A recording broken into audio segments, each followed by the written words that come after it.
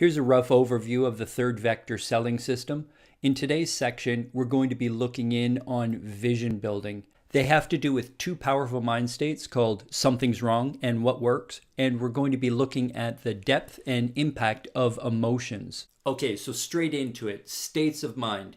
There is nothing trivial about the person who has made up their mind about a specific subject, especially if you are in negotiations with them. In this segment, we're going to look into this matter with the goal of understanding what are the mechanics at play in the mind that has been made up. We'll finish with how to peer into the unconscious of another to reveal the mysterious influences which dictate their thoughts and decisions. Now, a mind made up is a conglomeration of many personal experiences, thoughts, beliefs, and feelings. And it is challenging to deal with a person who's made up their mind, particularly if you're attempting to persuade someone to change their mind. Minds get made up by the continual gathering of information and the integration of it with what has been previously experienced. Previous experience is critical here because it gets added to the new incoming information and is very influential on what the opinions of new information will be. When a person is in the process of making up their mind, they're consulting with themselves about the new information they have gathered, and they're waiting on a message to get returned to them. This is the pendulum of consciousness and unconsciousness, and it works like this. A person takes in some kind of new information. This is in the conscious side of the pendulum, and it swings over into the unconscious side. In the unconscious part of the mind, previous experience gets attached and integrated with the new information.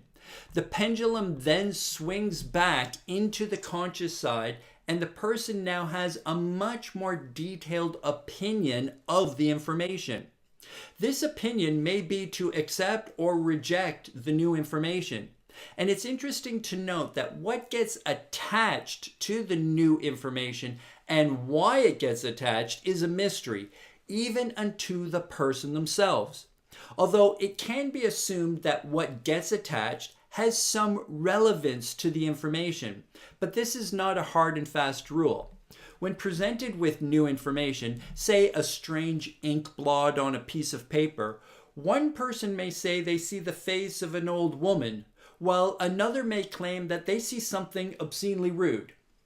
People rely on the messages they receive from their unconscious without even thinking about it.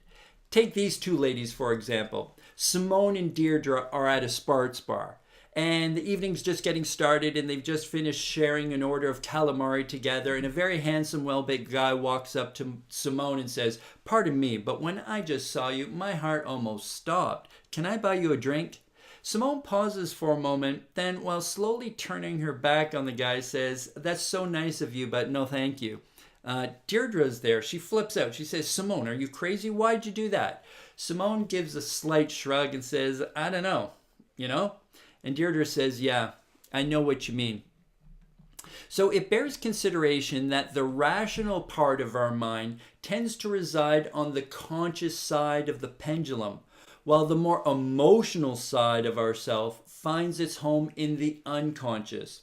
Although it has been well understood for millennia that people make decisions based on unconscious emotional data, it has not been until recently that it's been proven scientifically. But, science has always been generations behind when it comes to the nuances of human interaction. Seldom does it happen that a firm decision gets made on just one back and forth of the pendulum. There may be hundreds, even thousands of cycles of the pendulum back and forth before someone finally makes up their mind. Later, in more advanced parts of the third vector, we'll be considering multiple pendulums acting at the same time, all focused on a single decision that is to be made. The swinging back and forth of the pendulum of consciousness and unconsciousness carries on perpetually as a person is presented with new information. Taking in new information is an ongoing process of assessment of one's environment and what events are taking place within it. But at some point, assessments need to stop, a conclusion is arrived at, a decision takes place, and based on those decisions, then we take action. I've made up my mind and I'm going to buy that house. Jane's mind was made up and she was going to climb Everest. Don't get in Perry's way when he's made up his mind. Elsewhere, we're going to be discussing something called the OODA loop, where the individual observes and orientates and then decides and then acts. It's during the orientation and decision process where the making up of a person's mind comes forcefully into the picture. Now, we gather as much information as possible. We mix it with our life experience and we make up our minds. There's an energy that comes from making up one's mind. It summons the ability to do, the determination to make something happen or to stop it from happening. That energy must come from somewhere, and it is exactly this point why we need to understand mind states before we proceed with other matters in the third vector. Mind states are fueled and directed by emotions. Now, life teaches us lessons, and the harder the lesson, the more deeply it affects our decisions in life. Hard-won life lessons play a forceful role in how we make up our minds. Extreme experiences make strong impressions upon us emotionally and psychologically. Long after the intensity of the event has passed, the influence of it stays with us and is maintained as a source of energy for years to come. Take, for example, poor old Chuck. He got dumped by his sweetheart at the high school prom. He was so crushed it took until his mid-30s to be able to ask a girl out again. Or at the age of 8, Janet's uncle won $100,000 in the lotto. Her mother talked about it enthusiastically for years. Now at the age of 47, Janet continues to buy a weekly lotto ticket, even though she's never won a penny. Extreme life experiences are profoundly influential on our decision-making processes, even though the passage of time has caused those experiences to become deeply buried in our unconscious.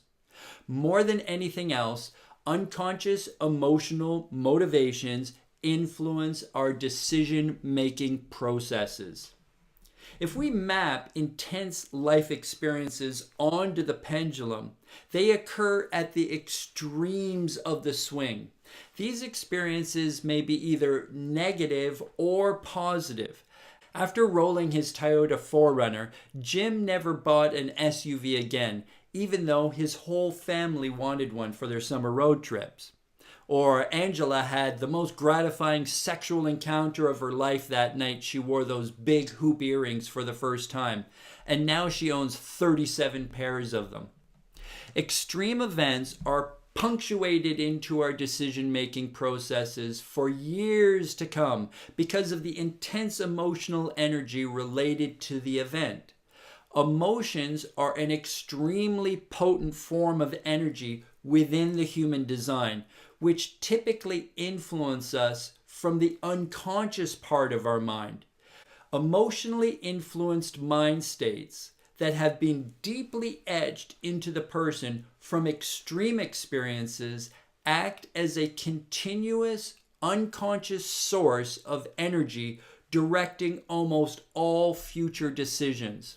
For reasons which will become clear later, we're going to classify these decision-making influences into two categories. We'll call them the two most powerful mind states that influence all human life, day in, day out, year in, year out. The first mind state we're going to talk about is something's wrong. Something's wrong is the name of the negative side of the state of mind pendulum. It is the most powerful mind state of the human race, occupying more mind share than any other.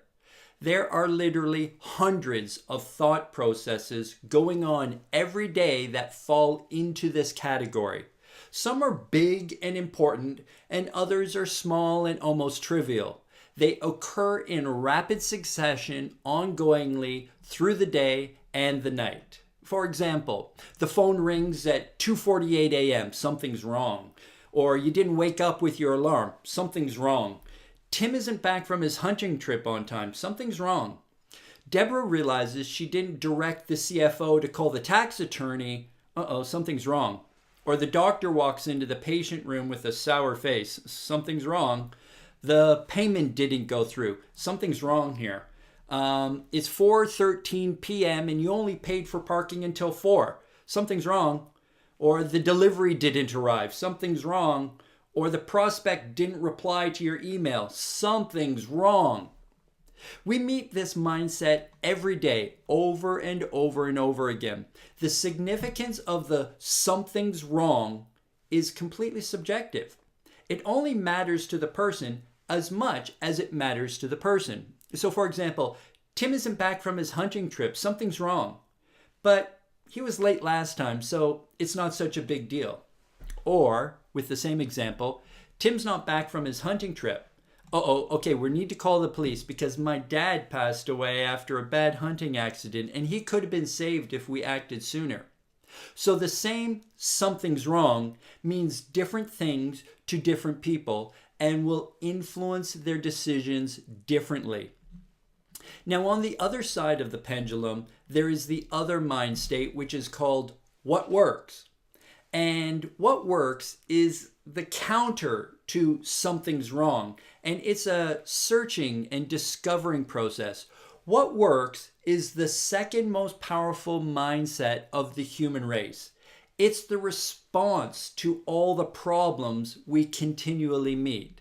So back to the examples, it's 2:48 a.m. and you've been woken up by a call from your daughter who just broke up with her boyfriend that she's been going out with for 3 months. What works? Okay, Jenny, just go back to bed and let's talk about it in the morning. Or you slept in and now you're late and you're thinking, what works? And you think, well, I'll call in and have my morning meeting pushed back an hour. Or Tim's not back from his hunting trip. What works here?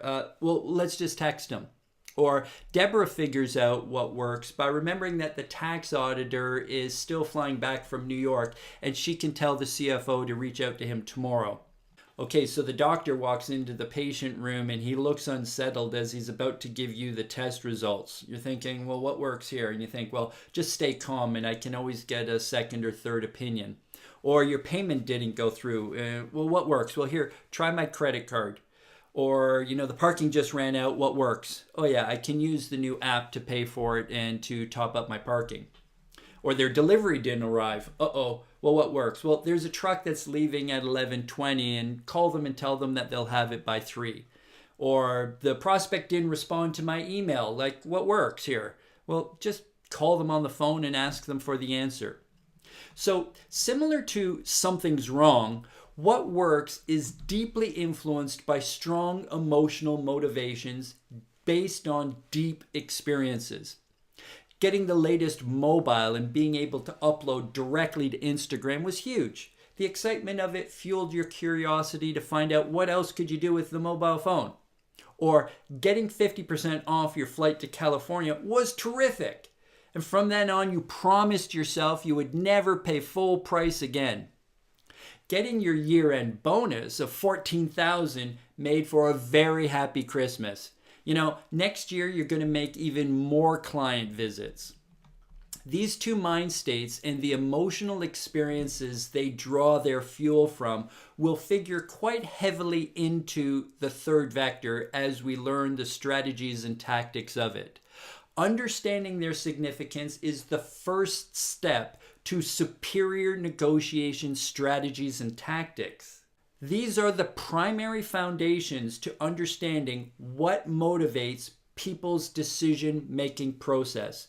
They give us an upper hand in not allowing us to get lost or frustrated by the behaviors of others. In most cases, these influences are unconscious and invisible. Pulling back the veil on them will be a benefit of enormous proportions. In practice, they provide a depth of perception which is startlingly advantageous. But these advantages are not attained without effort. There's a rule of thumb which travels with this knowledge. You'll only be able to see the unconscious motivations of another person as much as you have been able to reveal your own unconscious motivations to yourself. So what we're pointing up as part of the third vector here is that there's personal development involved in it. The crux of the message is this: people don't make up their minds consciously. A made-up mind is a complex result of the deep impacts life has made upon the person. Self-preservation from further deep negative impacts tends to be the norm. People don't want to make the same mistake twice. On the other end of the pendulum swing, pursuit of gratification through means which have previously delivered ecstatic results are repetitively attempted. Well done for making it this far. What we're going to do in the next part of the third vector is look at what exactly are these unconscious emotional decision-making motivations. Now there's three top level ones when you get your ideas wrapped around the top level emotional influencing decision motivations, which are really at an unconscious level. It opens up a whole opportunity space for you to understand who it is that you're dealing with and how to persuade them into moving through into a new mind state that is more advantageous for your situation. Thanks for your time. See you on the other side.